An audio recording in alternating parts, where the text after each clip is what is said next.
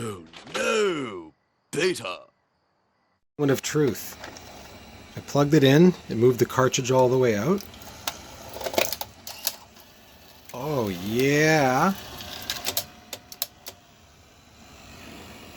Now which one is play? I think it's this one. Nah, that might be the idler.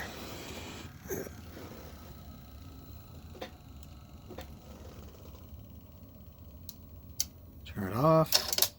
Turn it on. Rewind. Yeah, that idler might be pooched. Off, on. Fast forward. Eject. No, off. On. Eject.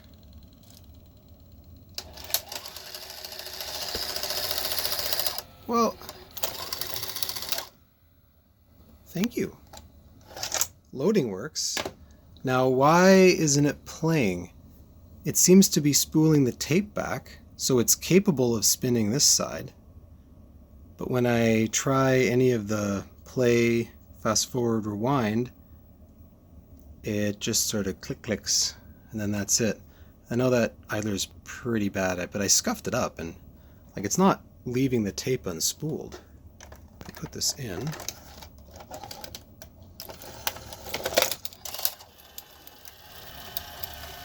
Well, that's the transport pulling it out. So, well, it is trying though. And it's pulling against all of this. Whereas as this transport is coming back in, it's putting slack on the tape. So when I hit eject, a little power, it's able to unspool weakly. Ooh, it's got a bit of a kick to it when it spits out.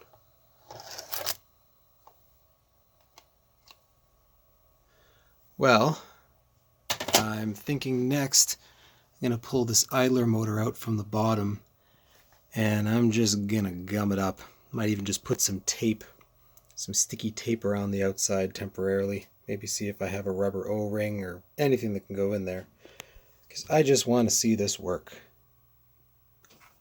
And yeah, it's bad. I don't know if you can see it on the camera. There's a dead spot like you see on some turntables, when those idler driven turntables, when they're left in one spot. There's a little bump right there.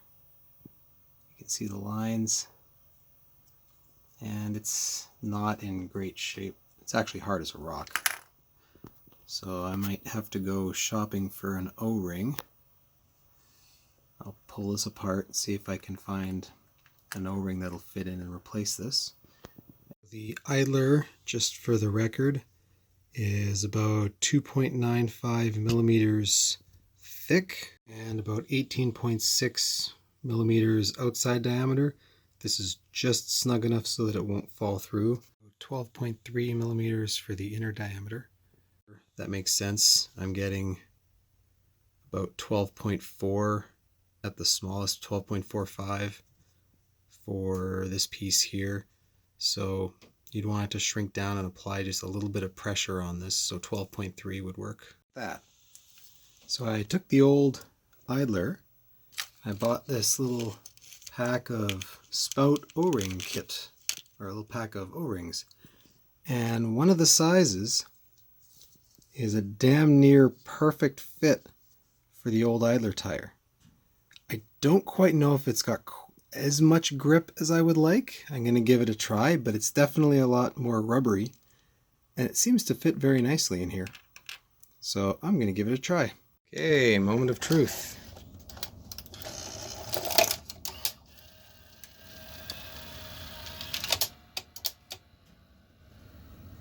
Play. Well, it's not quite playing. Let's see if I can. Okay, now that I get fast forward in there,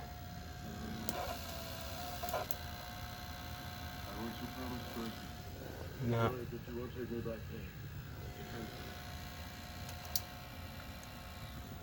There's something off on the video. I don't think it's quite lined up on the head drum properly. Let's try rewind. Stop. Stop. It does appear to be working better than it was. Let's try ejecting.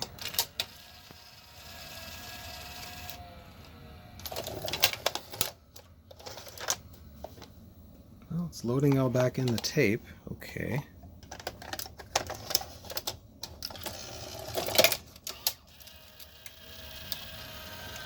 When you hear it load the tape, that something just doesn't quite sound right.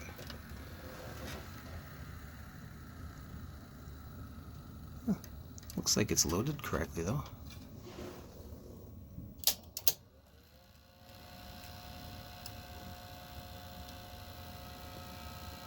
Yeah. Oh.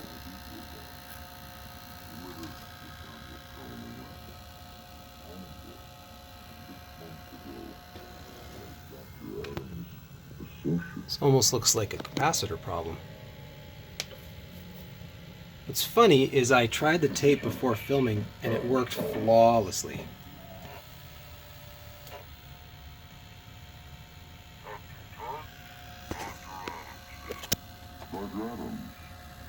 Regarding your escaped man, is Dr. Mandela all right?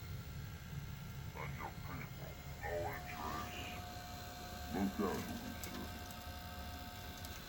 This man And I can also smell Simon Van Gilbert. something getting very, very hot in the power supply. So this might have some electrical restoration in order. No harm to him, sir. We thought you might enlighten us as to his condition. I'm currently letting the glue dry on these. I used a JB Weld solution that's meant for metal and plastic. Is a big mess. This hardener, you can't get the lid off once you use it once, so I just take a screwdriver and stab it when I the next time. Mess over here, but mixed it up, put it on there, and first let that one cure, then did this side. And when I went to go do this one, I noticed a mistake that I made. You'll notice that the little spacer is on the outside here. It should be on the inside, like that. It seems to line up okay, even with that mistake, but as this moves in, there might be a less bite on these gears. So we'll see how that goes. But I at least have it lined up so that it's, you know, not wonky or anything. Moves nice and smoothly. Once this is dry, I'm going to let it cure for probably another day or so to really be firm.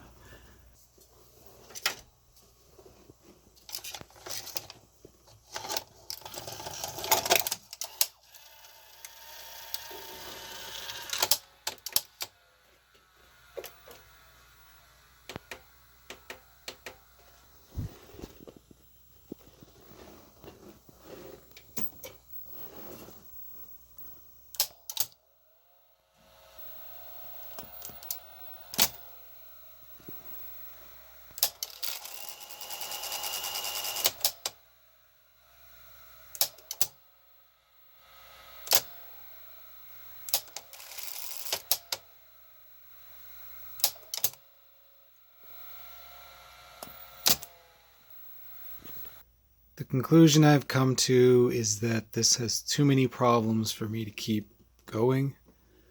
The burning smell in the power supply, if that was one thing, fine, I could diagnose that. The loading mechanism is a big one, and as you can see, my glue job didn't cut it. This gets a lot of tension when the tape loads in and out. It really binds on this side, and I don't know why. I've run it in and out multiple times, and it seems okay, but every once in a while this just gets stuck. And as soon as this gets stuck, it puts so much pressure on this. Even when the tape comes out and ejects, there's this springiness on this side, and that just puts a constant pressure on this gear, and it eventually failed again. So like I could glue it back together, I could keep putting it another thing in, I could keep fixing this. The other problem is that idler tire doesn't quite work as a replacement. It really doesn't seem to pick this up. And beyond that, I've really only had this play a tape successfully once, and I wasn't recording.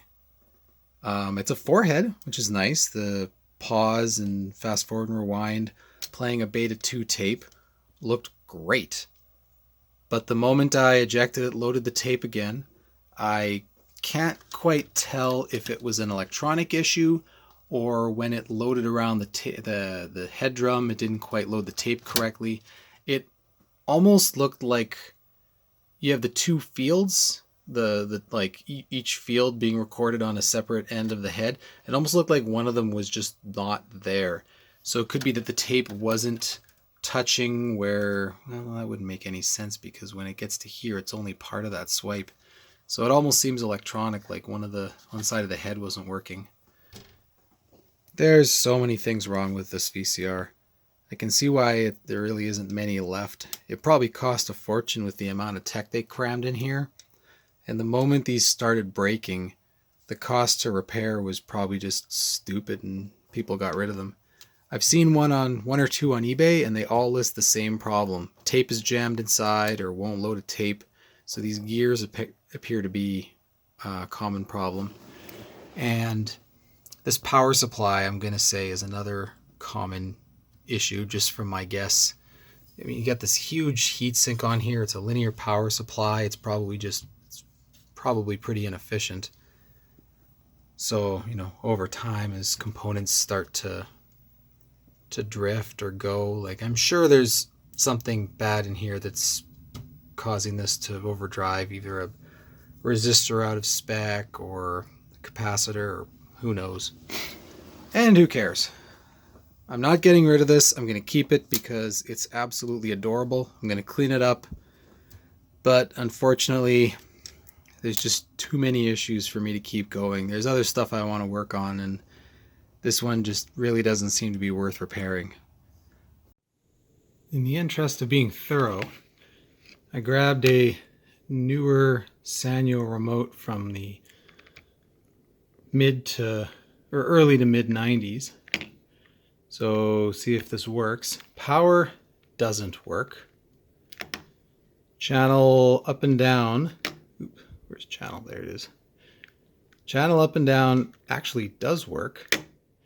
TV VCR works. I'm going to assume the transport controls work. I really have no way of testing since this thing shit the bed. But yeah, at least some functions are common between the older Sanyo remotes and the newer ones.